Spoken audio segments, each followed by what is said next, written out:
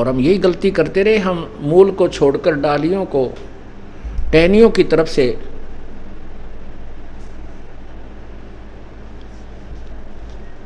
आम के पौधे को बीज बैठे,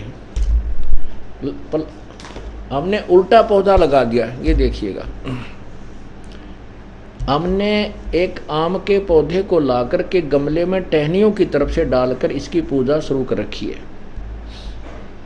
ये गलत है।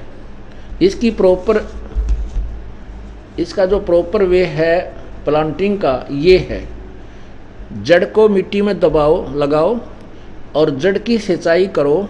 जड़ से खुराक चलेगी तना में, तना से मोटी डार में, डार से इन शाखाओं में।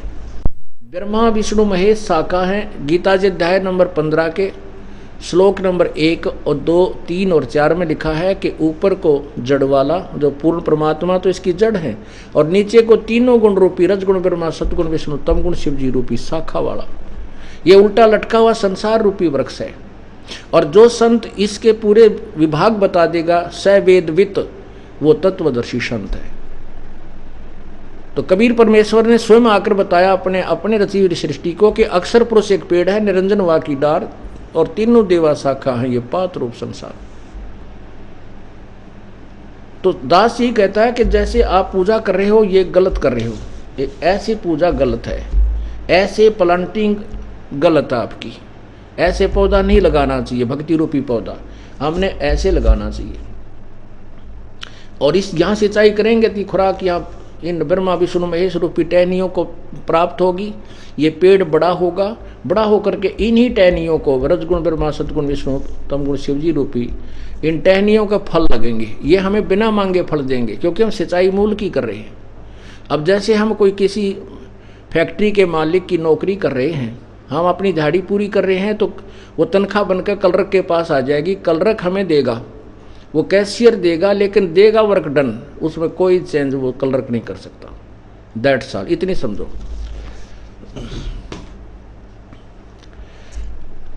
अब आपको दिखाते हैं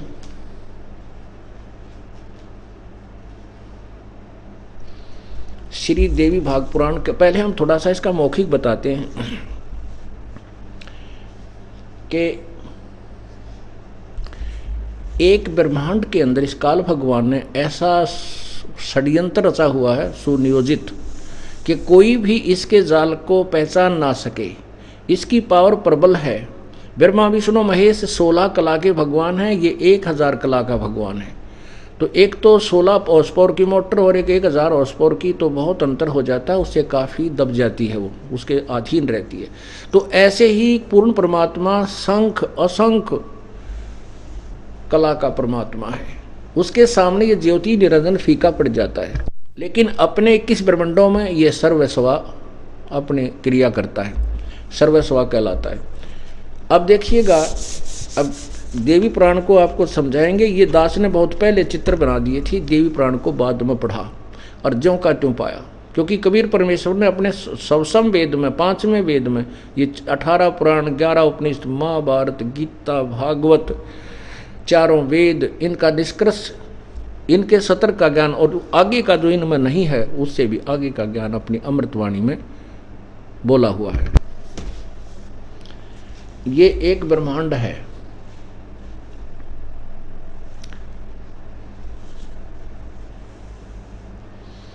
और इसमें नीचे देखिएगा ये पृथ्वी लोक है जहां पर हम विराजमान हैं। नीचे पाताल लोक है, ये शिव जी का लोक है, ये काल के पुत्र तमोगुण शिव का, और ये काल के पुत्र ब्रह्मा का लोक है, ये काल के पुत्र विष्णु का लोक है। ये अपनी अपनी राजधानियों से इस पृथ्वी लोक पर और पाताल लोक पर तथा स्वर्ग लोक पर एक एक विभाग के कंट्रोलर हैं, एक एक विभाग के मंत्री, केवल इन 3 लोकों में। बस इनकी इससे अलग कोई सत्ता नहीं है, इससे नीचे नीचे इनकी सत्ता है बस। अब ये है ब्रह्मलोक, ये ब्रह्मलोक है। इस ब्रह्मलोक में इसको महास्वर्ग भी बोलते हैं। इस ब्रह्मलोक में इस काल भगवान ने क्या रचना की है, एक महा इंद्र का द्वीप है। एक नकली सतलोक, नकली अलखलोक, नकली अगमलोक और नकली अनामी लोक की इसने कंस्ट्रक्शन करवा रखी है। आगे देखिएगा, इसको पूरा देखो। इस ब्रह्मलोक को देखते हैं। ब्रह्मलोक के लास्ट पॉइंट पर यहाँ इस महास्वर्ग में इसने इनसे ऊपर अलग से, ये दुर्गा का लोक अलग से है, ये अलग भी रहती है, इनसे भी अलग रहती है, और काल इनसे अलग यहाँ 3 स्थान बना रखे हैं इस ऊपर शिखर में। इस ब्रह्मांड के लास्ट एंड में इसने अलग से 3 स्थान बना रखे हैं। एक सतगुण प्रभावित, सतोगुण प्रभावित, एक तमोगुण प्रभावित, एक रजोगुण प्रभावित क्षेत्र। तो यहाँ इस दुर्गा को ये साथ ले लेता है, फिर इसको वापस छोड़ देता है। इस दुर्गा को इस रास्ते से ये अंदर ले लेता है और फिर इसको यहाँ अपनी पत्नी रूप में रखता है। जब ये रजोगुण प्रभावित क्षेत्र में, रजोगुण प्रधान क्षेत्र में ये दोनों होते हैं, तो इनके संयोग से जो पुत्र उत्पन्न होता है वो रजोगुण युक्त हो जाता है।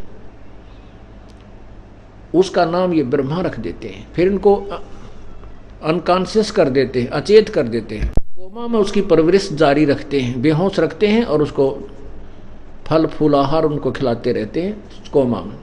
उसके बाद फिर ये सतोगुण प्रधान क्षेत्र है। इसमें यही काल विष्णु रूप धारण कर लेता है और दुर्गा को लक्ष्मी रूप में रखता है। और इस सतोगुण प्रधान क्षेत्र में ये काफ़ी समय तक रहते हैं। यहाँ दोनों पति पत्नी व्यवहार करते हैं। उससे से जो पुत्र उत्पन्न होता है वो सतोगुण युक्त हो जाता है, उसका नाम ये विष्णु रख देते हैं। फिर यहाँ एक तमोगुण प्रधान क्षेत्र है।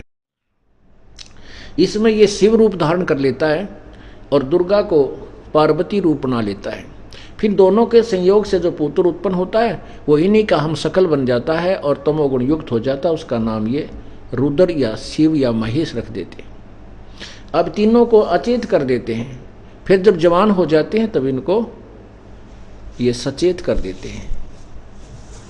अब पुण्यात्मा ये मौखिक बताया, अब आपको इस पवित्र सदग्रंथ में दिखाया जाएगा। अब पहले थोड़ा सा डिस्कशन आपको विवेचन दिया जाएगा कि ये सतोगुण प्रधान क्षेत्र क्या चीज होती है, रजोगुण क्या है, तमगुण क्या है, कैसे बनाता है।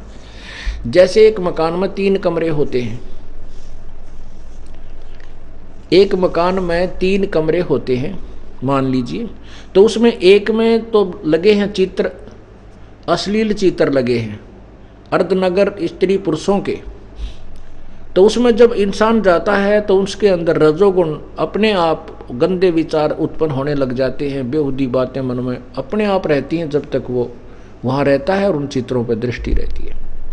दूसरे कमरे में साधु संत फकीरों के, महापुरुषों के जो फोटो लगे हुए हों, उसमें जब ये मन जाता है अपने आप शांत हो जाता है, बहुत शांति मिलती है और उनके चरित्रों के ऊपर, उनके जीवनी के ऊपर उसके विचार चले जाते हैं, उसमें वो उस तरह का भाव बन जाता है।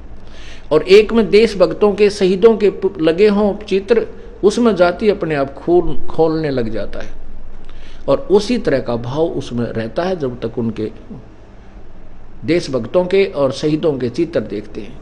ऐसे ही इस काल ने ये 3 स्थान बना रखे हैं। रजोगुण प्रधान में ऐसी चित्रकारी कर रखी है, सतोगुण प्रधान क्षेत्र में ऐसी, और तमोगुण में ऐसी। जब ये वहाँ रहते हैं तो इनका अपना स्वभाव भी वैसा ही रहता है, जिस कारण से उसी गुण से युक्त एक पुत्र उत्पन्न हो जाता है। उसको रजोगुण प्रभावित क्षेत्र में उत्पन्न, प्रधान क्षेत्र में उत्पन्न हुए पुत्र को रजोगुण युक्त हो जाता है तो उसका नाम ये ब्रह्मा रख देते हैं। और सतोगुण प्रधान क्षेत्र में रहते हुए जो पुत्र की उत्पत्ति होती है वो सतोगुण युक्त हो जाता है, उसका नाम विष्णु रख देते हैं। और तमोगुण प्रधान क्षेत्र में ये दोनों रहते हैं, वहाँ जो पुत्र उत्पन्न होता है उसका नाम ये शिव, तमोगुण युक्त शिव बना देते हैं, उसका नाम शिव रख देते हैं। फिर इन तीनों को एक एक ड्यूटी लगा देता, क्योंकि काल को 1 लाख मानव शरीरधारी प्राणी जीव आहार करने का, सूक्ष्म शरीर से गंध निकाल कर तपस्या पर भून कर ये उनको खाता है, ये श्राप लगा हुआ है। उसके लिए इसने तीनों पुत्रों को ये ड्यूटी दे रखी है। जीवों को जबरदस्ती ये जो ऐसे संतान उत्पत्ति करनी पड़ती है, क्योंकि ऐसा प्रभाव, ऐसा दबाव भर दिया इस काल ने। जीव के बस की बात नहीं है कि ना ऐसा करे। बड़े बड़े ऋषि, मैं ऋषियों की ब्रह्माटी हुई देखी। विश्वामित्र ने तप किया था 12 वर्ष तक, वहाँ एक अप्सरा आ गई, उसके साथ मेल कर लिया, एक लड़की पैदा करके वह छोड़ कर भाग की, तो ये नहीं रुक सकता, क्योंकि ये तो परमात्मा उस काल ने ऐसा दबाव दे दिया। ये तो परमात्मा कबीर परमेश्वर के ज्ञान से और उसकी भक्ति से, उसके सिमरन से इस काल के सब शकंजे कट जाते हैं, ये निष्क्रिय हो जाता है। इसकी एंटीबायोटिक है, वो साधना करनी पड़ती है। तो ऐसे जैसे किसी मकान में छौंक लगा दिया मिर्चा वाला, रसोई में छौंक लगा और छींक आ रही है तीसरे कमरे में, सभी मकान में जितने कमरों में व्यक्ति विराजमान है सबको छींक आ रही है। अब वो उनके बस की बात को ना छींक ना आवे, क्योंकि वो ऐसी शक्ति उनके अंदर पहुंच गई, ऐसी प्रेरणा होगी, वो अंदर से बाहर से ऐसी वो वस्तु गई, और वो मूल वस्तु तो है वहाँ पर रसोई में और छींक आ रही है उन अलग कमरों में, क्योंकि वो मूल साकार वस्तु रसोई में है, उसकी निराकार शक्ति ने वहाँ जाकर उनको प्रभावित कर दिया। ऐसे ये भगवान तीनों अपने अपने गुण युक्त हैं, अपने अपनी राजधानी में रहते हैं, इनसे निकल रही ये जो रेंज है, इसकी जो शक्ति है, ये हमें प्रभावित कर रही है। ये जीव के बस का नहीं है कि छो ना उठे या अपने आप में मोह ना होए, ये तो परमात्मा के ज्ञान से और भक्ति विधान से, इससे ये फिर अपने आप नॉर्मल हो जाएगा कि दबाव हमारे पर नहीं दे पाएगा। अब आपको इसका प्रमाण श्री देवी पुराण अर्थात दुर्गा पुराण में देते हैं। ये देखिएगा, ये श्रीमद् देवी पुराण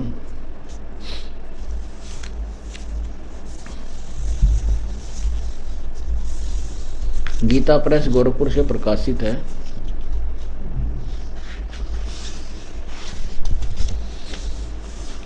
संक्षिप्त श्रीमद् देवी भागवत, प्रकाशक हैं हनुमान प्रसाद पोदार चिमनलाल गोस्वामी।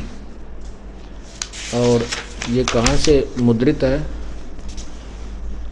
अनुवादक है ये, अनुवादक, संपादक कहो अनुवादक कहो। और प्रकाशक कौन है?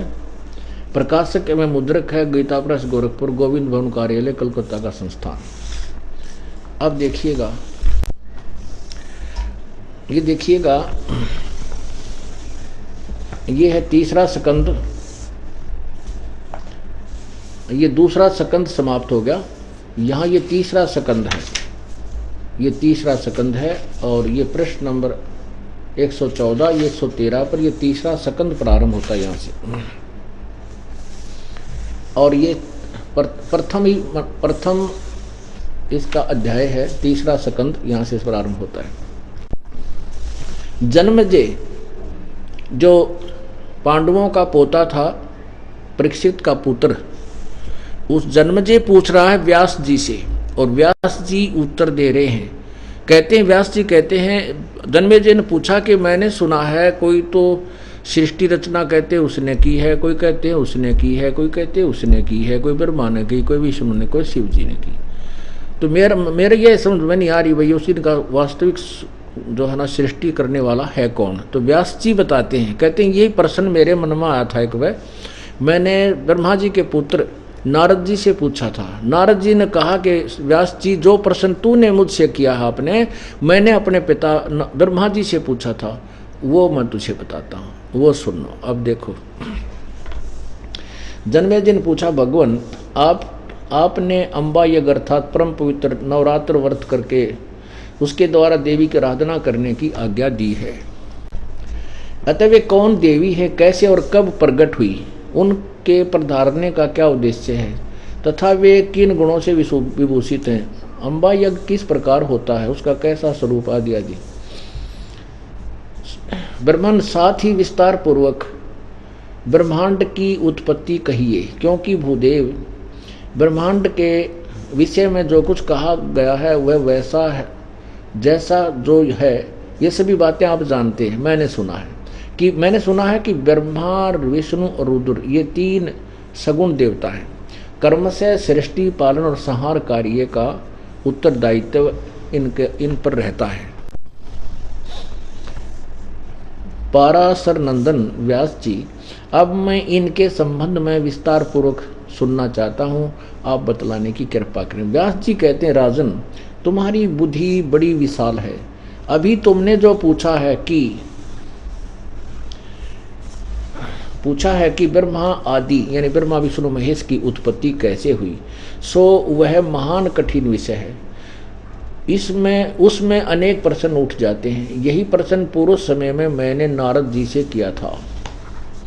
मैंने कहा, मुने आप बुद्धिमान हैं, मुझे ये बताने की कृपा कीजिए कि इस विस्तृत ब्रह्मांड के प्रधान कर्ता कौन है। मुनिवर, यह ब्रह्मांड कहाँ से उत्पन्न हो गया। द्विज, साथ ही यह भी बताइए कि यह ब्रह्मांड विनाशील है अथवा सदा रहने वाला। इसकी रचना करने वाला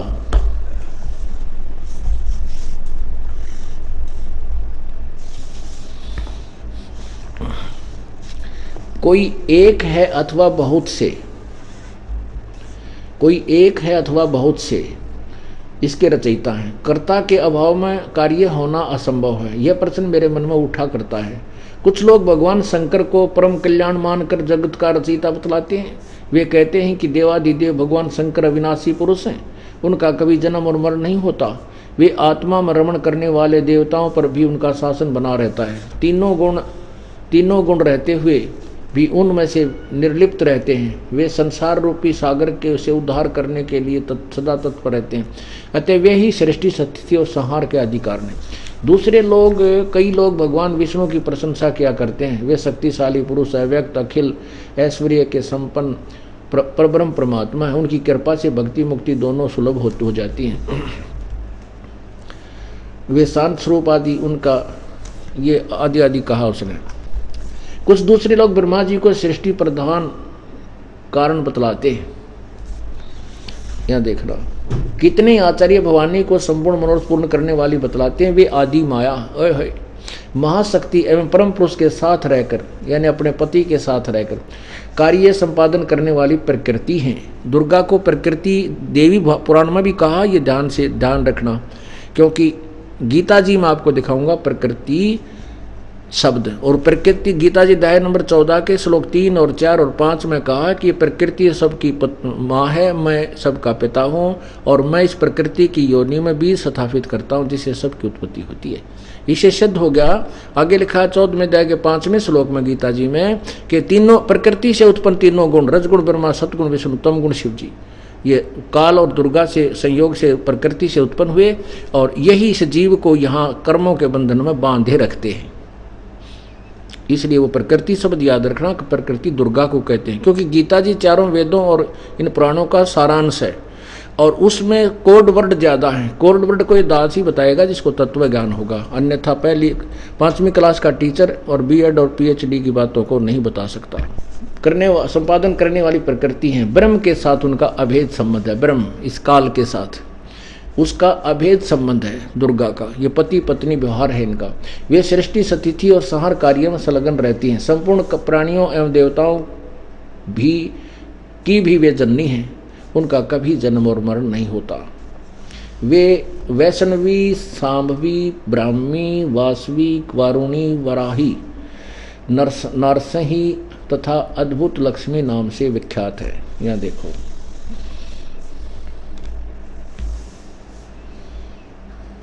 अब हम इसको आपको सुनाते हैं। 115 पृष्ठ पे नारद जी ने फिर कहा, ये सारी बात सुनकर नारद जी कहते हैं, व्यास जी, प्राचीन समय की बात है, यही संदेह मेरे हृदय में भी उत्पन्न हो गया था। तब मैं अपने पिता अमित तेजस्वी ब्रह्मा जी के स्थान पर गया। उनसे इस समय जिस विषय में तुम मुझसे पूछ रहे हो सृष्टि उत्पत्ति के लिए, उसी विषय में मैंने पूछा। मैंने कहा पिताजी यह संपूर्ण ब्रह्मांड कहाँ से उत्पन्न हुआ है। विभो, आपने सम्यक प्रकार से इसकी रचना की है, अथवा विष्णु इस विश्व के रचयिता हैं या शंकर ने इसकी सृष्टि की है। जगत प्रभु, आप विश्व के आत्मा है, सच्ची बात बताने की कृपा करें। किन देवताओं की पूजा करनी चाहिए तथा कौन देवता सबसे बड़े एवं सर्वसमर्थ हैं। निष्पाप ब्रह्मा जी, इन सभी प्रश्नों का समाधान करके मेरे हृदय के संदेह को दूर करने की कृपा कीजिए। सत्यवती नंदन व्यास जी, इस प्रकार मेरे प्रसन्न करने पर लोक पिता में ब्रह्मा जी मुझसे कहने लगे, ब्रह्मा जी ने कहा, बेटा मैं इस प्रश्न का क्या उत्तर दूं, यह बड़ा ही जटिल है। आगे देखो, फिर भी बताता है।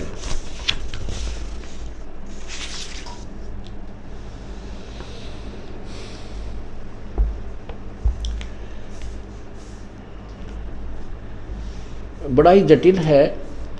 तुम महाभाग, तुम भगवान विष्णु से इसका समुचित समाधान पा सकते हो। महामते, इस संसार में कोई भी रागी पुरुष ऐसा नहीं है जिससे ये रहस्य विदित हो।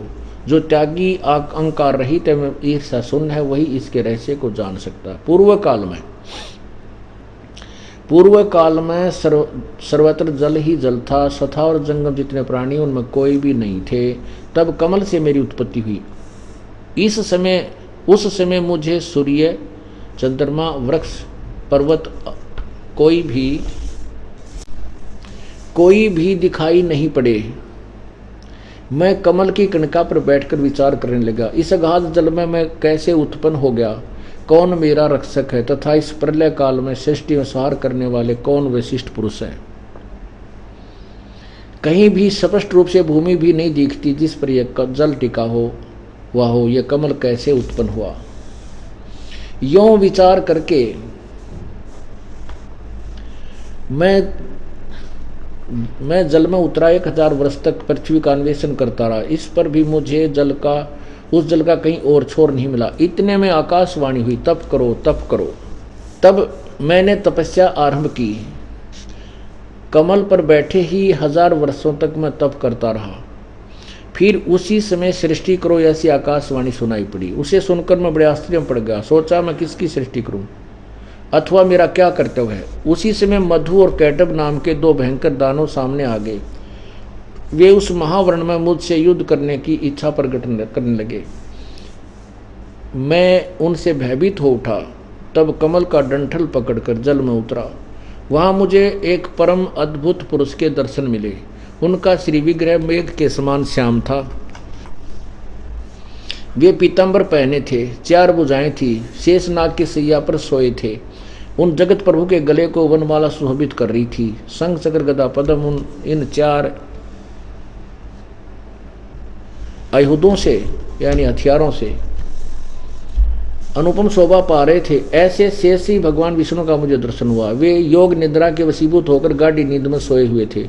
उनकी सारी चेष्टाएं शांत थी। नारद जी शेषनाग की सैया पर सोए हुए उन प्रभु को देखकर मेरा मन चिंतित हो उठा। इतने में भगवती योग निद्रा याद आ गई। मैंने उनका सत्वन किया। तब वे कल्याणमयी भगवती श्री विष्णु के विग्रह से यानी शरीर से निकलकर अचिंत रूप धारण करके आकाश में विराजमान हो गई। दिव्य आभूषण उनकी छवि बढ़ा रहे थे। जब योग निद्रा भगवान विष्णु के शरीर से अलग हो गई, यानी वो दुर्गा इसके अंदर भूतनी की तरफ प्रवेश करके बेहोश कर रही थी, वो निकल गई। जब योग निद्रा विष्णु के शरीर से बाहर होकर आकाश में विराजने लगी, तब तुरंत श्री हरि बैठ उठे। उन्होंने मधु और कैटब के साथ देखो, तब वे कल्याण में भगवती विष्णु के विग्रह यानी शरीर से निकलकर अचिंत रूप धारण करके आकाश में विराजमान होगी। दिव्य आभूषण उनकी छवि बढ़ा रहे थे, यानी सर्वाभूषणों युक्त ये दुर्गा थी जो विष्णु के शरीर से निकली, वो भूतनी की तरह प्रवेश होगी थी। जब योग निद्रा भगवान विष्णु के शरीर से अलग होकर आकाश में विराजने लगी, तब तुरंत श्री हरि बैठ उठे। उन्होंने मधु और कैटब के साथ 5000 वर्ष तक घमासान लड़ाई की। तब वे मरे। पहले देवी के कटाक्ष से मधु और कैटब मोहित हो गए थे। इसके बाद भगवान विष्णु ने गोद में लौटाकर उन्हें वहीं प्राणों से रहित कर दिया। अब वहां मैं और भगवान विष्णु 2 थे। वहीं रुद्र भी प्रकट हो गए। अब ये तीनों हो गए। हम तीनों को भगवती आध्या शक्ति के दर्शन हुए, दुर्गा के दर्शन हुए। उन्हें देखकर मनमुग्ध हो गया। हमने उनकी उत्तम स्तुति की। तब वे आदि शक्ति हम लोगों से कहने लगी। देवी ने कहा, ब्रह्मा विष्णु और महेश्वर, ये देखो रुद्र को महेश्वर भी कहा है इन्होंने। ब्रह्मा विष्णु महेश्वर, तुम भली भांति सावधान होकर अपने अपने कार्य में संलग्न हो जाओ। सृष्टि स्थिति और संहार ये तुम्हारे कार्य है। ब्रह्मा जी कहते हैं भगवती अध्याशक्ति की वह वाणी बड़ी ही मधुर थी। वह वाणी बड़ी मधुर एवं सुंदर सुखप्रद थी। हमने वह स्पष्ट सुनी। हम लोगों ने उनसे कहा, माता, हम किस प्रकार इन प्रजाओं के सर्जन आदि कार्य करने में सफल हों। विस्तृत भूमि का अभाव है, सभी स्थान जल मगन है। हमारी बात सुनकर उन कल्याण स्वरूपणी भगवती का मुखमंडल मुस्कान से भर गया। इतने में एक सुंदर विमान आकाश से उतरा। तब उन देवी ने हमें आज्ञा दी, देवताओं, ब्रह्मा विष्णु महेश ये देवताओं में आते हैं, निर्भीक होकर इच्छापूर्वक इस विमान में प्रवेश कर जाओ।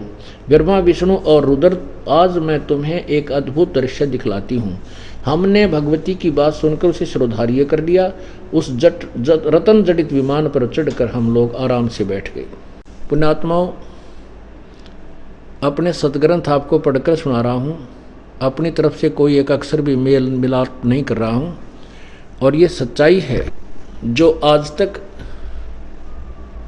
हम तक नहीं पहुँची, अब ये जनसाधारण तक जाएगी और विश्व में एक परम शांति होगी। पूरा विश्व केवल एक ही प्रभु की भक्ति करेगा, क्योंकि किसी भी मजहब धर्म को देख ले, सब कहते हैं कुल का मालिक एक है। और कुल का मालिक कौन है, उन्हीं के सदग्रंथों में लिखा भी है, उसका नाम भी लिखा है, उसका फोरम भी लिखा है, उसकी सतिथि भी लिखी है, उसका आकार भी लिखा, वो कैसा है, उसका नाम भी लिखा है, और वो कैसे मिलेगा ये भी वर्णन है। लेकिन प्रत्येक सदग्रंथों के मानने वाले, जैसे हिंदू हैं, वो अपने सदग्रंथों से अपरिचित हैं, क्योंकि उनके गुरुजन वर्तमान के उनसे परिचित नहीं हैं। ऐसे सिख धर्म के लोग अपने ही सिख गुरु ग्रंथ साहिब में क्या वर्णन है उससे अपरिचित हैं। ऐसे ही पवित्र बाइबल को मानने वाले ईसाई भी अपने ही पवित्र बाइबल के वास्तविक सार से, ग्रंथ से, उसमें क्या संकेत है उससे अपरिचित हैं। ऐसे ही कुरान शरीफ के मानने वाले पवित्र हिंदू मुसलमान धर्म के अनुयायी अपने ही कुरान शरीफ में क्या संकेत है, क्या निर्देश है, उससे भी अपरिचित है। अब ब्रह्मा विष्णु महेश तीनों अचेत थे। दुर्गा ने अपने अन्य रूप बना करके उनके अंदर प्रवेश होकर उनको बेहोश किया हुआ था। जब दुर्गा उस विष्णु के शरीर से निकली तो ब्रह्मा ने देखा कि वो सचेत हो गया और सामने दुर्गा खड़ी थी। वहीं पर इसको रुद्र यानी महेश को भी प्रकट कर दिया। ये तीनों इकट्ठे हो गए। जब उनको विमान में बिठाया तो विमान में बिठा करके ऊपर के लोकों में, ब्रह्मलोक में इनको भेजा। इन्होंने वहाँ जाकर देखा कि एक ब्रह्मा और देखा। ओहो, जब और ब्रह्मा देखा, क्योंकि काल बैठा था, वह ब्रह्मा रूप धारण किया, दुर्गा बैठी थी इसके साथ सावित्री रूप में। फिर दूसरे में गए तो देखा एक ये विष्णु रूप में विराजमान था, दुर्गा वहाँ पर लक्ष्मी रूप में विराजमान थी। तीसरे स्थान पर गए तो वहाँ ये शिव रूप में बैठा था काल, और दुर्गा रूप, पार्वती रूप में दुर्गा विराजमान थी। तो कहते हैं जब हमारा विमान वहाँ पहुँचा, एक और ब्रह्मा देखा तो विष्णु और शंकर मेरे से पूछने लगे। ब्रह्मा कहता है कि हे चतुरानन, ये दूसरा ब्रह्मा कौन है? तो मैंने कहा मुझे नहीं पता, मैं कौन हूँ, ये ब्रह्मा कौन है, हम कहाँ से उत्पन्न हो गए। इस ज्ञान को सुन के हमारा मन चक्कर काट रहा है। इस बात को देखकर हम चक्रित हो रहे हैं कि ये और भगवान कौन है। अब देखा, यही आपको दुर्गा पुराण में आपको दिखाते हैं।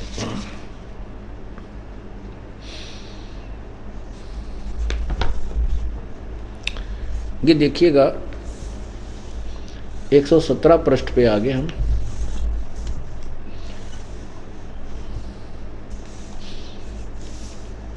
अब हम चढ़कर हम लोग विमान पर बैठ गए। देवी ने अपने सामर्थ्य से विमान को आकाश में उड़ा दिया। ब्रह्मा जी कहते हैं मन के समान तीव्र गति से चलने वाला वह विमान जिस अपरिचित स्थान पर गया वहां संपूर्ण फलों से लदे हुए अनेक सुंदर वृक्ष थे।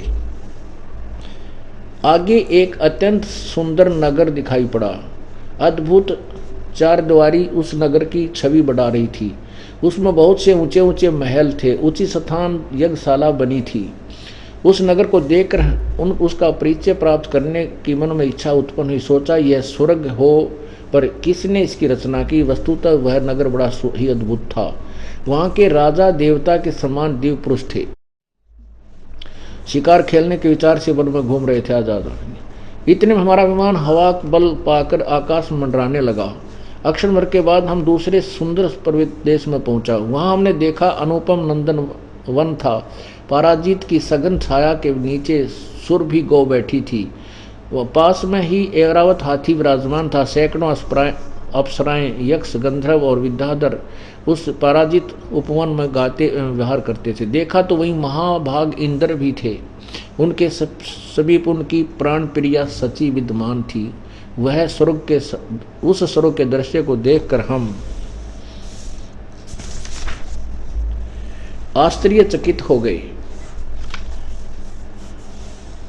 इतने में हमारा विमान तेजी से चल पड़ा और दिव्य धाम ब्रह्मलोक में जा पहुंचा। ओए होए, दिव्य धाम ब्रह्मलोक में जा पहुंचा। संपूर्ण देवताओं उस नगर के सामने मस्तक झुकाया करते। वहां एक दूसरे ब्रह्मा विराजमान थे। ओहो, वहां दूसरे ब्रह्मा विराजमान थे। उन्हें देखकर भगवान शंकर और विष्णु को बड़ा आश्चर्य हुआ।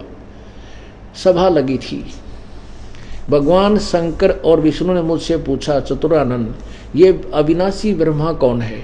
मैंने उत्तर दिया, मुझे कुछ पता नहीं। सृष्टि के अधिष्ठता ये कौन है? भगवान, मैं कौन हूँ? ये कौन हो? हमारा उद्देश्य क्या है? इस उलझन में मेरा मन चक्कर काट रहा। इतने में मन के समान तीव्रगामी वह विमान तुरंत वहां से चल पड़ा और कैलाश के सुरम्य शिखर पर जा पहुंचा। वहां विमान के पहुंचते ही एक भव्य भवन से त्रिनेत्रधारी भगवान शंकर निकले। वे नंदी वर्षर पर बैठे थे। उनकी पांच मुख थे और 10 भुजाएं थी। मस्तक पर चंद्रमा शोभित हो रहा था। क्षण भर के बाद वह विमान उस शिखर से भी पवन के समान तेज चाल से उड़ा और वैकुंठ लोक में पहुंच गया। वहां भगवती लक्ष्मी का विशाल विलास भवन था। बेटा नारद, वहां मैंने जो संपत्ति देखी उसका वर्णन करना मेरे लिए असंभव है। उस उत्तम पुरी को देखकर विष्णु का मन आश्चर्य के समुद्र में गोते खाने लगा। वहां कमल लोचन श्री हरि जी विराजमान थे और अलसी के फूल के समान उनके श्री विग्रह की कांति थी। पीताम्बर पहने थे, 4 भुजाएं थी। वे पक्षीराज गरुड़ पर विराजमान थे। दिव्य आभूषणों से उनकी अनुपम शोभा हो रही थी। प्राणप्रिय लक्ष्मी जी चौर डुला रही थी आदि आदि। इतने में पवन से बातें करता हुआ वह विमान तुरंत उड़ा। आगे अमृत के समान एक मीठे जल का समुद्र था। वो उसका जल बड़ा ही मधुर था। वहां एक मनोहर द्वीप था। उस द्वीप में एक मंगलमय मनोहर पलंग बिछा था। उस पर पलंग पर सुंदर रत्न जड़े थे। उस उत्तम पलंग पर एक दिव्य रमणी बैठी थी, वो दुर्गा। वे ऐसी प्रभावपूर्ण देवी थी मानो करोड़ों बिजलियां एक साथ चमक रही हों। अत्यंत सुंदर मुख था, लाल लाल दांत थे। करोड़ों लक्ष्मियों से भी अधिक वह सुंदर थी आदि आदि। उन्हें देखकर हम सभी महान आश्चर्य में पड़ गए। कुछ समय तक हम वहीं ठहरे रहे। आपस में बातें करने लगे। सुंदरी कौन है और इसका क्या नाम है? हम इसके विषय में बिल्कुल अनभिज्ञ हैं। इसके 1000 नेत्र, हजारों हाथ, हजारों मुख, दूसरे देखने को सुंदर प्रतीत होती है। नारदियों संदेह करके हम लोग वहां पर रुके रहे। तब भगवान विष्णु ने उन चारों साहिनी भक्ति को देखकर विवेकपूर्ण निश्चय कर लिया कि वे भगवती जगदम्बिका हैं। तब उन्होंने कहा कि ये भगवती हम सभी की आदि कारण है। ये महाविद्या और महामाया इनके नाम है। ये पूर्ण प्रकृति है। अब देखो, ये प्रकृति शब्द इनके साथ जुड़ा हुआ है, ये याद रखना। अब देखना, ये मूल प्रकृति है, सदा परम पुरुष के साथ, इस काल के साथ रहती हैं। ब्रह्मांड की रचना करके ये परम पुरुष को दिखाया करती हैं।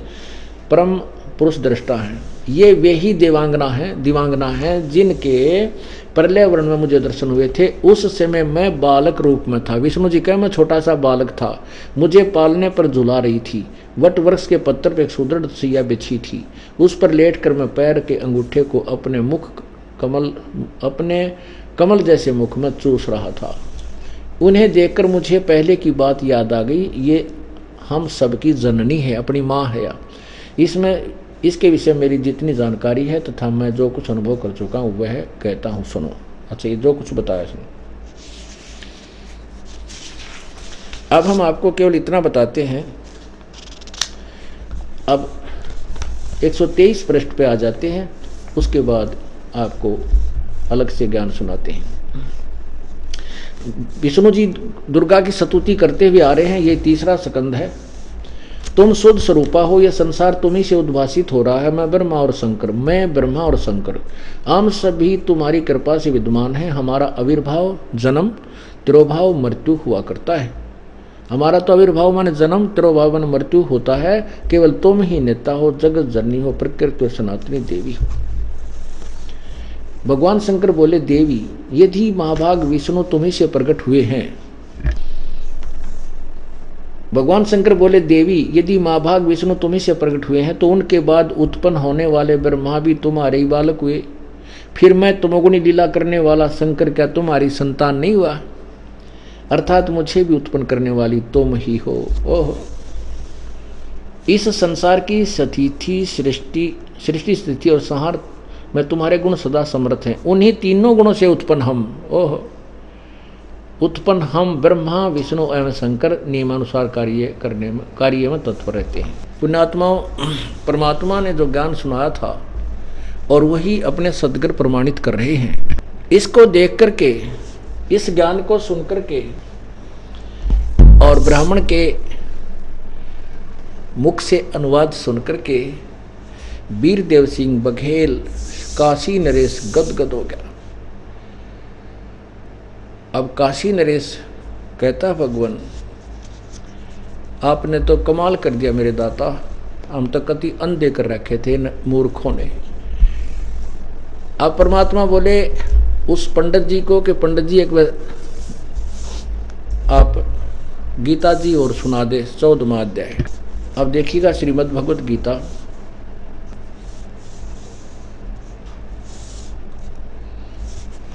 इसमें 14वां अध्याय आपको सुनाते हैं, 2-3 श्लोक।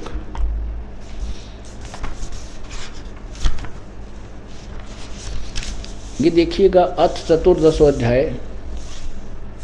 गीता ज्ञानदाता कहता है कि ज्ञानों में भी अति उत्तम उस परम ज्ञान को फिर कहूंगा जिसको जानकर सब मुनिजन संसार से मुक्त होकर परम सिद्धि को प्राप्त हो गए। कहता ऐसा ज्ञान सुना दूंगा कि फिर यहाँ नहीं रह सकता कोई, क्योंकि तत्व ज्ञान से पूर्ण ज्ञान होगा। इसने संकेत सा दिया है, वो जो इन ऋषियों का समझ में आया को ना। अब इसमें 34 अध्याय के 34वें श्लोक में कहा कि पूर्ण परमात्मा के विषय में कोई तत्वदर्शी संत बताओगा। फिर उस ज्ञान को सुनकर कोई भी यहाँ नहीं रहेगा, सब मोक्ष हो जाएंगे। अब क्या बताते हैं, ये प्रथम श्लोक सुना आपने 14वें अध्याय का। अब तीसरा, चौथा और 5वां और सुनाता हूँ। अध्याय नंबर 14, तीसरे श्लोक में क्या कहा है, हे अर्जुन, ये महत ब्रह्म रूप मूल प्रकृति संपूर्ण भूतों की सभी प्राणियों की योनि है, अर्थात गर्भाधान स्थान है। मैं उस योनि में चेतन समुदाय गर्भ को स्थापन करता हूँ। जड़ तथा चेतन संयोग से सब भूतों यानी प्राणियों की उत्पत्ति होती है। अब चौथे श्लोक में, हे अर्जुन, नाना प्रकार की सब योनियों में जितने मूर्तियां अर्थात शरीरधारी प्राणी उत्पन्न होते हैं, प्रकृति ये दुर्गा तो उनकी गर्भ धारण करने वाली माता है, और मैं बीज स्थापन करने वाला पिता हूँ। आगे देखो 5वें में, हे अर्जुन, सतगुण रजगुण और तमगुण, सतगुण विष्णु, रजगुण ब्रह्मा, तमगुण शिव जी, ये प्रकृति से उत्पन्न, प्रकृति संभवा यानी दुर्गा से उत्पन्न तीनों गुण, ये तीनों पुत्र अविनाशी जीवात्मा को शरीर में बांधते हैं। क्या कहना चाहा है इस काल ने, अपने सिर से बला टाल रहा है और ब्रह्मा विष्णु महेश को दोषी सिद्ध कर रहा है। अब परमात्मा बताते हैं कि नहीं, अपने प्यारे आत्मा धर्मदास जी को कबीर परमेश्वर ने बताया कि धर्मदास ये सच्चाई है, और उस सृष्टि रचना को उन्होंने धर्मदास को सुनाया, ऐसे ही सभी महापुरुषों को सुनाकर अपनी शरण में लिया। तो क्या बताया परमेश्वर ने, अब वो सृष्टि रचना ये दास आपको परमेश्वर की वाणी में सुनाएगा, आपकी आत्मा गद गद हो जाएगी। अब ये तो सब सदग्रंथ आपने देखे। अब परमात्मा जो कि तो इसमें बता रहा है, आज से 600 वर्ष पहले, और उस परमेश्वर को निरक्षर यानी अविद्वान कहा जाता था कि वो तो अनपढ़ था, अशिक्षित था, वो क्या जाने सदग्रंथों के विषय में। उन्हें ये ना मेरा सदग्रंथ उससे का गुणगान कर रहे हैं। अब देखिएगा सृष्टि रचना, परमात्मा ने अपनी प्यारी आत्मा धर्मदास जी को बताया था, धर्मदास ये जग बोराना, कोई न जाने पद निर्वाणा। निर्वाणा पद यानी मोक्ष मार्ग, यथार्थ मोक्ष मार्ग से कोई परिचित नहीं है धर्मदास। यही कारण मैं कथा पसारा, जग से कहिए वो राम नियारा। यही ज्ञान जग जीव सुनावो, सब जीवों का भरम नसावो। यही ज्ञान सब जीवों को, संसार के सभी प्राणियों को सुनाओ और सबके इस भ्रम का निवारण करो जो भ्रमित हो रहे हैं।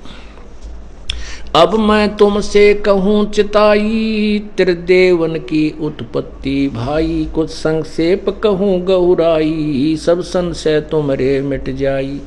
भरम गए जग वेद पुराना, आदि राम का मर्म भेद न जाना। राम राम सब जगत बखाने, आदि राम कोई बिरला जाने। ज्ञानी सुने सो हृदय लगाई, मूर्ख सुने तो गम नहीं पाई। बुद्धिमान व्यक्ति तो सुनते ही हृदय से लगा लेंगे इस ज्ञान को, इस सृष्टि रचना को, इन प्रमाणों को देख करके। और मूर्ख हैं वह कहो झूठ बोला, झूठ बोला है। अरे आपके ग्रंथ पढ़ कर सुना रहा हूँ, अब झूठ कौन बोला है? या तो तुम ग्रंथों को झूठ बता रहे हो, ये झूठे हैं। ज्ञानी सुने तो सो हृदय लगाई, मूर्ख सुने तो गम ना पाई। क्या बताना चाहते हैं कि जो मैं बताने चाह रहा हूं इस बात को मूर्ख तो समझेंगे नहीं, समझदार व्यक्ति तुरंत स्वीकार कर लेंगे। माँ अष्टंगी पिता निरंजन, ये जम दारुण वंशन अंजन। पहले कीन निरंजन राई, पीछे से माया उपजाई। पहले परमात्मा कबीर जी ने अंडे में इस ज्योति निरंजन की उत्पत्ति की। उसके बाद दुर्गा ने सबसे पहले स्वीकृति, उसके बाद हम सब की उत्पत्ति, परमात्मा ने हम सबको सतलोक में उत्पन्न किया अपने शब्द शक्ति थे। फिर दुर्गा ने सबसे पहले स्वीकृति दी थी काल के साथ आने की, इसको दुर्गा रूप दे दिया इस आत्मा को। और फिर हमारे को सब इसके अंदर जीव रूप में परमात्मा ने डाल दिया, क्योंकि हमने भी प्रबल इच्छा व्यक्त की थी काल के साथ आने की। इसलिए परमात्मा ने कहा कि इच्छा रूपी खेलन आया था तो सुख सागर नहीं पाया। तो सब अपनी इच्छा से यहाँ मस्ती मारना आया था, चल कालगिल ठाठ करूँगा, ये करा दिए ठाठ, बना के गधा छोड़ दिया सारी है पूरे जीवन कुमार कड़ तोड़े। ये खेलन आया, ये ठाठ करना आए थे हम। कहते हैं इच्छा रूपी खेलन आया था तो सुख सागर नहीं पाया। अब क्या बताते हैं? माँ अष्टंगी पिता निरंजन, ये जम दारुण वंशन अंजन। पहले कीन निरंजन राई, पीछे से माया उपजाई। माया रूप देख अति शोभा, देव निरंजन तन मन लोभा।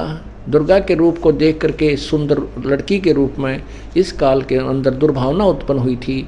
इसने उस दुर्गा को आलिंगन बंद करके अभद्र व्यवहार करना चाहा था। लड़की ने छोटा रूप बनाकर इसके पेट में शरण ली, तब परमात्मा ने आकर के इसको श्राप दे दिया कि तू 1,00,000 मानव शरीरधारी प्रतिदिन खाएगा और आज से तेरा नाम काल होगा और निकल अपने 21 ब्रह्मांड लेकर यहाँ से चला जा। और इसके अंदर से इस दुर्गा को बाहर निकाला था। जैसा ब्रह्मा ने, क्योंकि ब्रह्मा को परमात्मा मिले थे, ज्ञान सुनाया था, पर इसने परमात्मा के ज्ञान को छोड़कर कुछ तो उनसे सुना हुआ, कुछ अपना खिचड़ी ज्ञान मिला करके पुराणों की रचना कर दी। इसलिए पुराणों में कुछ अंश बहुत कुछ मिलता है, लेकिन ऊपर की कहानी का ब्रह्मा को क्या पता। ब्रह्मा तो आप पहले होगा था, मुझे मालूम नहीं मैं कितना उत्पन्न हो गया, कमल के फूल पर बैठा था। तो कमल के फूल तो पहले इसने के बेरा मैं उसने न्यू कराया और उसने न्यू कराया, वो तुक्के ला रखे कबीर साहब से सुने हुए, कुछ अपनी बकवाद गढ़ के। लेकिन फिर भी पुराण में जो लिखा है उसको हम मानकर चलते हैं, उसी से हम इस ज्ञान को निखारेंगे। तो क्या बताते हैं कि माया रूप देखति शोभा, देव निरंजन तन मन लोभ्या। काम देव धर्म राय सताए, देवी को तुरंत दर खाए। पेट से देवी करी पुकारा, हे साहेब मेरा करो उभारा। टेर सुनी तब हम ता आए, अष्टंगी का बंद छुड़वाए। सतलोक में कीना दुराचारी, काल निरंजन दीना निकारी। माया समेत दिया भगाई, 16 शंख कोस दूरी पर आई। वहाँ से 21 ब्रह्मांड समेत दुर्गा और काल को वहाँ से परमात्मा ने वहाँ से भेज दिया, नीचे धका दिया।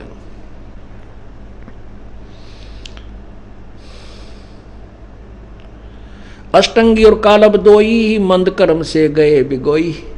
काल और ये दुर्गा कहते हैं इस बुरे कर्म हुआ, इन्होंने मंद कर्म किया। काल ने मंद कर्म गंदा कर्म किया, दुर्गा के साथ दुर्व्यवहार करना चाहा, और दुर्गा ने जो दुर्व्यवहार किया कि भगवान से विमुख होकर के इस काल से प्यार किया। अपने पति को छोड़कर पतिव्रता पद से गिर के ये काल के साथ आई, और हमने भी यही किया। हम सभी जो यहाँ फंसे हैं, आप सब ने भी यही किया। उसी का दंड हम भोग रहे हैं। अष्टंगी और काल अब दोई, मंद कर्म से गए बिगोई। धर्मराय को हिकमत की ना, नख रेखा से भग कर लीना।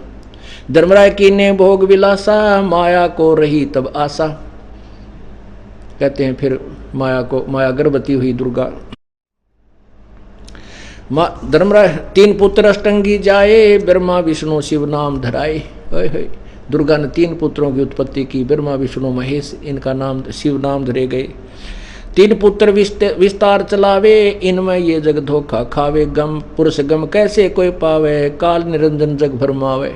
उस परम पिता को कैसे कोई समझे, ये काल सबको भ्रमित किए हुई है। 3 लोक अपने सुत दीना, सुन निरंजन बसा कीना। ये 3 अपने पुत्रों को 3 लोक दे करके, और उस ब्रह्मांड के आखिरी हिस्से में शून्य में वे खुद जाकर के विराजमान है।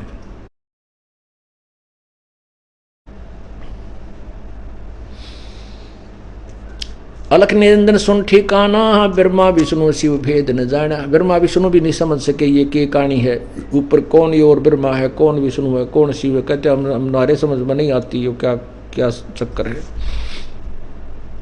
3 देव सो उसको धामे, निरंजन का व्यापार न पावे। ब्रह्मा विष्णु महेश भी अपने पिता की खोज करते, उसी की ध्यान लगाते हैं, पर उनको भी दर्शन नहीं देता, क्योंकि इसने कसम खाई है।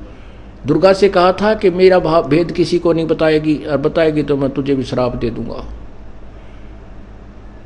अब दुर्गा इस डर से उस काल का भेद नहीं बताती है, और इसने कसम खाई है कि मैं प्रतिज्ञा की है कि मैं कभी भी किसी के सामने अपने वास्तविक काल रूप में प्रकट नहीं होऊंगा।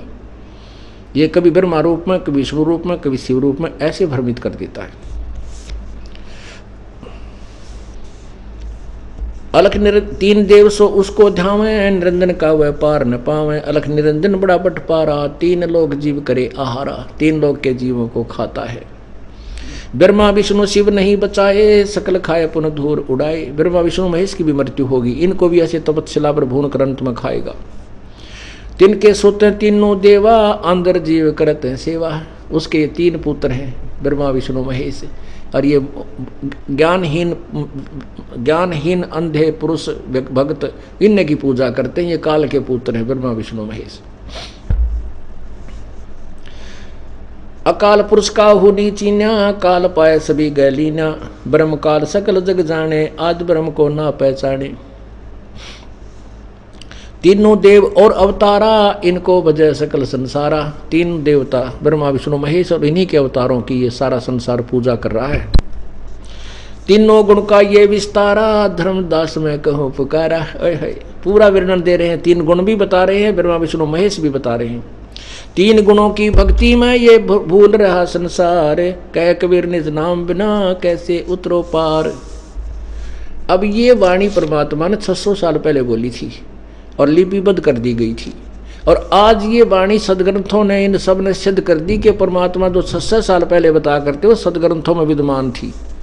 उसमें उन मंडलेश्वरों ने और वो अज्ञानी ऋषियों ने और मैं ऋषियों ने, मंडलेश्वरों ने परमात्मा को धिक्कार दिया, नकार दिया, हमारे हृदय में उनके प्रति नफरत पैदा कर दी कि अशिक्षित है, झूठ बोलता है, ब्रह्मा विष्णु महेश को हे सिद्ध करना बताता, ये मुसलमान है।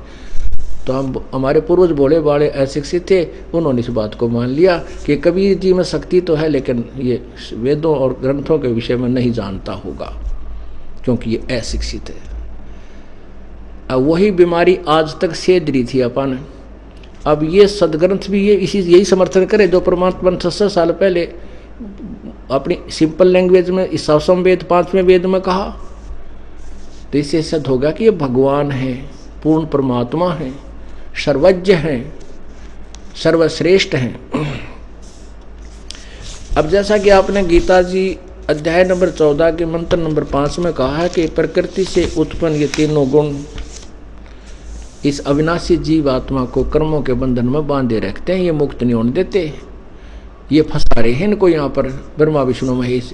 परमात्मा कहते हैं नहीं, ये ऐसा नहीं है, तुमने कौन फंसा रहा है। अब निर्णायक ज्ञान देते हैं, क्या बताते हैं,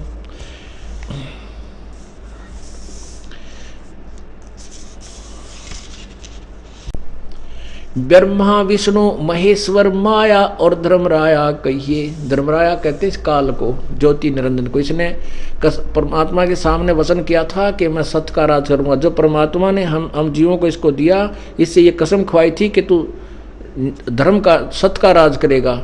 ने बोला जी मैं सत्य बिल्कुल, जो जैसा कर्म करेगा वैसा ही फल दूंगा, मैं कसम खाता हूँ। इसलिए ये अपने आप को यहाँ का धर्मराज भी कहलाता है, मुख्य न्यायाधीश भी यही कहलाता है। जैसे हमारे हिंदुस्तान का राष्ट्रपति मुख्य न्यायाधीश, सुप्रीम न्यायाधीश भी है, सब न्यायाधीशों के ऊपर कमांडर, सबका न्यायाधीश भी है। ऐसे ही अपने क्षेत्र में धर्मराय यानी न्यायाधीश भी कहलाता है। इसलिए क्या बताते हैं कि तुमको ब्रह्मा विष्णु महेश दुर्गा और युकाल ये उलझा रहे हैं तुम्हारे को। ब्रह्मा विष्णु महेश्वर माया और धर्मराया कहिए, इन पांचों मिल प्रपंच बनाया वाणी हमरी लइए। इन पांचों ने मिलकर तुम्हें फंसाने का प्रपंच तैयार कर रखा है। हमारी इस वाणी को, जो कबीर परमेश्वर कहते हैं मैं ज्ञान दे रहा हूँ, इसको लेना माने बड़ा संकेत से, बड़ी थोड़ी सी बात को और गहराई तक सोचना, रमर की तरह गजब हो, ये तो सच्चाई ऐसा ही है। लेना माने तुरंत पकड़ लेना इस बात को। ब्रह्मा विष्णु महेश्वर माया और धर्मराया कहिए, इन पांचों मिल प्रपंच बनाया वाणी हमरी लइए। इन पांचों मिल जीव अटकाए, युगन युगन हम आन छुटाए। बंदी छोड़ हमारा नामम, अजर अमर है अस्थिर ठामम। इन पांचवा ने मिलकर जीव यहाँ फंसा रखे हैं और युग युग में, प्रत्येक युग में कबीर परमात्मा कहते हमने आकर के जीवों को छुटवाया है, जिन्होंने हमारे ज्ञान को ग्रहण कर लिया। पीर पैगंबर कुतुब ओलिया सुरनर मुनिजन ज्ञानी, एता को तो रा ना पाया जम कै बंधे प्राणी। पीर पैगंबर और कुतुब ओलिया ये सुरनर मुनिजन ज्ञानी, सुर देवता, मुनिजन ये ऋषिजन और ये विद्वान ब्राह्मण, इन कहते ये मार्ग नहीं पाया, ये काल की ही डोर से बंधे हुए हैं। कबीर परमात्मा कहते हैं सुरनर मुनिजन 33 करोड़ी बंदे सभी निरंजन डोरी। ये 33 करोड़ देवता 88,000 ऋषि ब्रह्मा विष्णु महेश तक भी कहते इस काल की डोर का बंधे हुए, इनसे मुक्त नहीं है। ये तो हम इस सच्चे ज्ञान का उपदेश दे करके, आपको सतनाम दे करके, सार नाम दे करके काल के जाल से छुड़वाएंगे।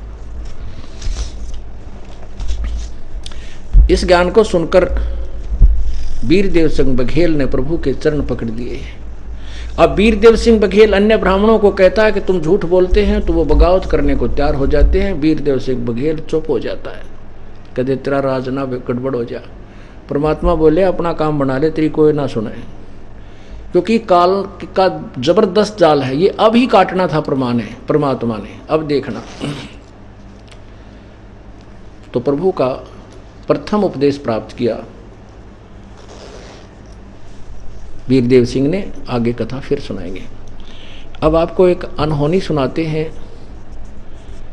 हमारे एक भक्त हैं, ये पहले कबीर पंथी थे, उस नकली कबीर पंथ में लगे हुए थे। भक्त पुरुषोत्तम दास और वो बेटी डिम्पल इधर आए, एक बार बुला लो उनको।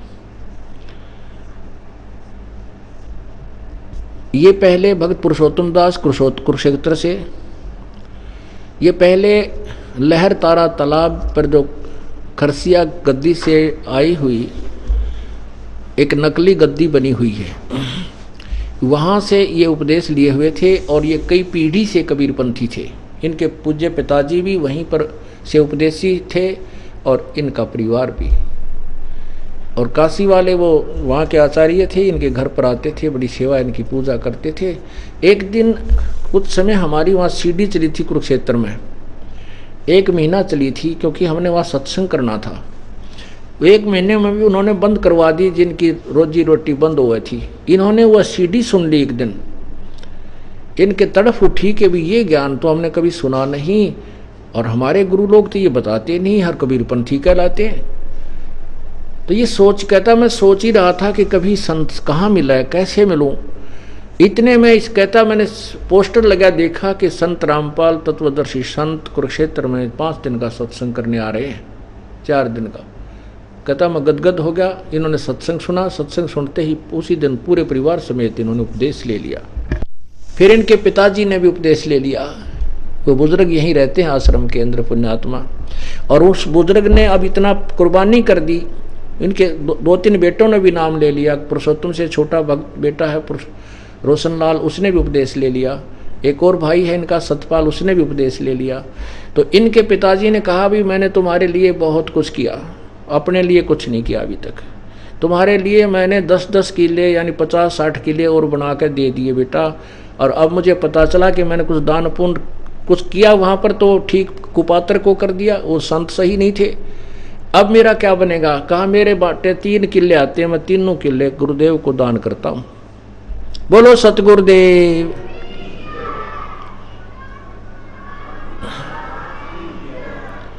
फिर उनके छोटे पुत्र रोशनलाल ने कहा पिताजी 7 मेरे हिस्से में आते हैं, वो 7 मैं भी गुरुदेव के नाम दान करता हूँ। बोलो सतगुरुदेव।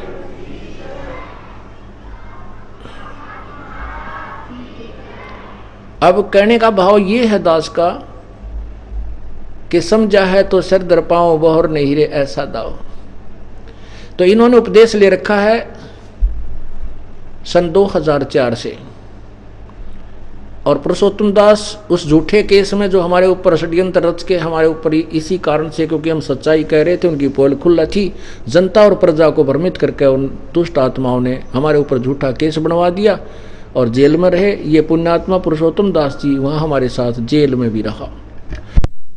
तो उस समय इसकी बेटियाँ, एक लड़का 3 बेटियाँ, वो कहा करती पिताजी हिम्मत ना हारना, जेल में तो हम हैं, आप तो गुरुदेव के साथ हो, आप तो जेल में है ही नहीं, हम दर्शन को तरस रहे हैं, आपको वहाँ दर्शन तो हो रहे हैं।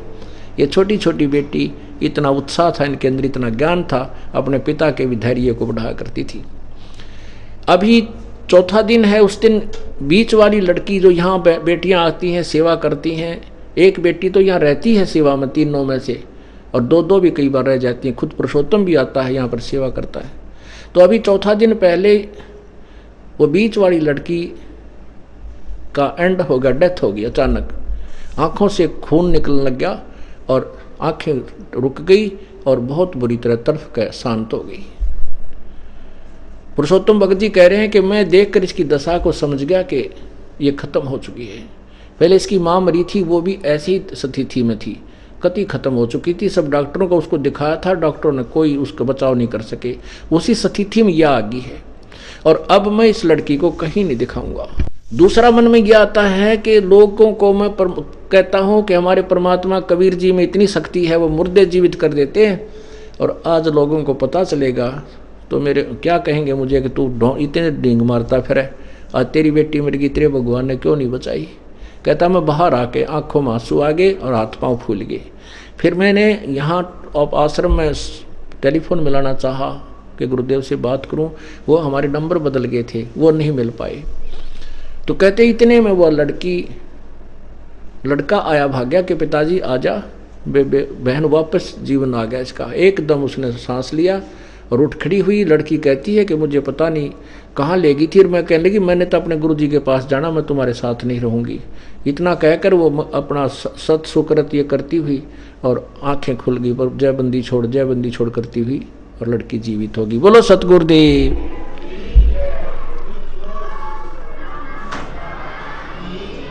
अब देखिए ये है भक्त पुरुषोत्तम दास, ये बेटी डिम्पल।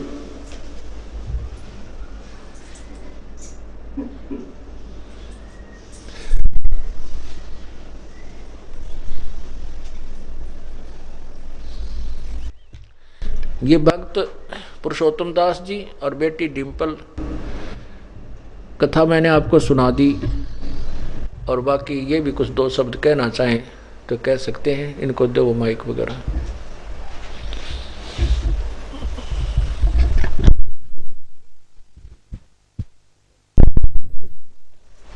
सतपुरुष बंदी छोड़ सतगुरु रामपाल जी महाराज कोटि कोटि प्रणाम। आप कबीर परमेश्वर के अवतार इस स्वरूप में आए हुए हैं। हम सभी आत्माओं की भलाई के लिए दिन रात मेहनत कर रहे हैं, लेकिन हमारे को ये जोत स्वरूपी ये मन हमारे को फिर भी मानने नहीं देता। सदगुरु, आपने ये जो अभी बात सुनाई ये बिल्कुल सत्य है। मैंने तो आज छोड़ दी थी कि ये लड़की अब जा चुकी है, अब तो सदगुरु ही इसको बचा सकते हैं। तो सदगुरु, मैंने हृदय से प्रार्थना करी, परमात्मा आपसे विश्वास कम हो जाएगा लोगों का, आप दया करो। तो सदगुरु, आपने इसको 5 मिनट के अंदर दोबारा फिर जिंदा कर दिया। देव की जय। बंदी छोड़ सदगुरु रामपाल जी महाराज की जय। बोलो बंदी छोड़ कबीर परमेश्वर जी की जय। सत साहिब। हाँ,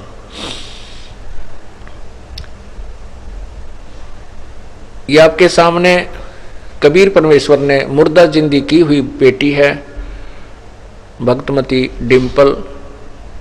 पुण्यात्माओं, हम सुना करते पहले कि कभी सतयुग आदि में भगवान के कोई ऐसी कहानी सुना करते थे।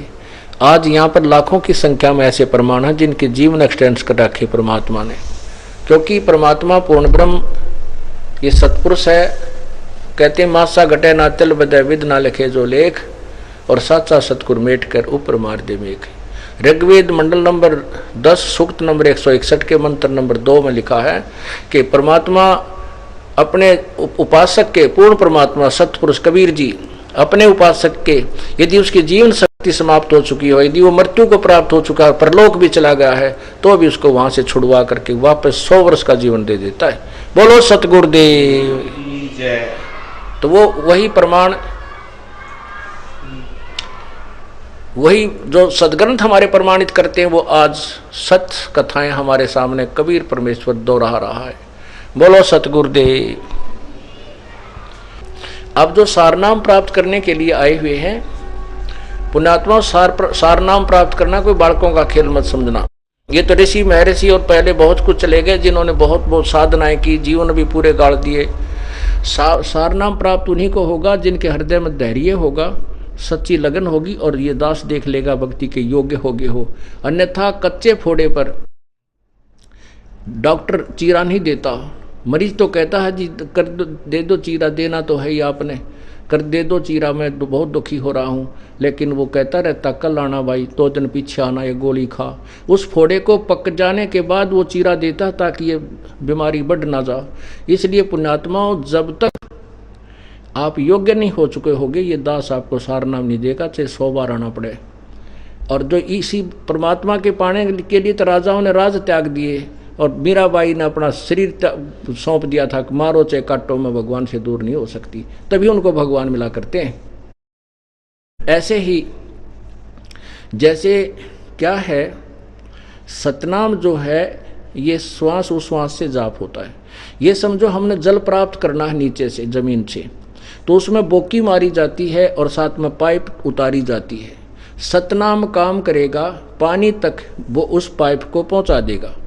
और सारनाम क्या करेगा, जैसे हमने हैंडपंप लगाना है, सारनाम फिर वो हैंडपंप के ऊपर की मशीन होती है, वो मशीन फिर ऐसे लगाएंगे तो वो पानी को बाहर निकालेगी, वो भगवान मिलावेगी।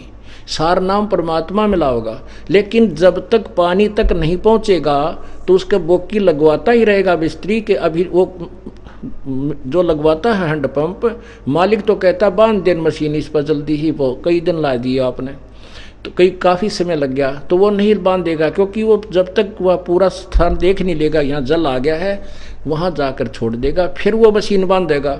यदि वैसे मशीन बांध दी तो फिर उसने लाए जाइयो पानी आवे को नहीं। ऐसे ये दास आपको सारनाम उस टाइम देगा जब आपकी भक्ति परिपक्व हो चुकी होगी, ताकि सारनाम देते ही आपको वो लाभ प्राप्त हो सके। हैंडपंप की मशीन जब बांध दी जाएगी। बोलो सतगुरुदेव सत साहिब।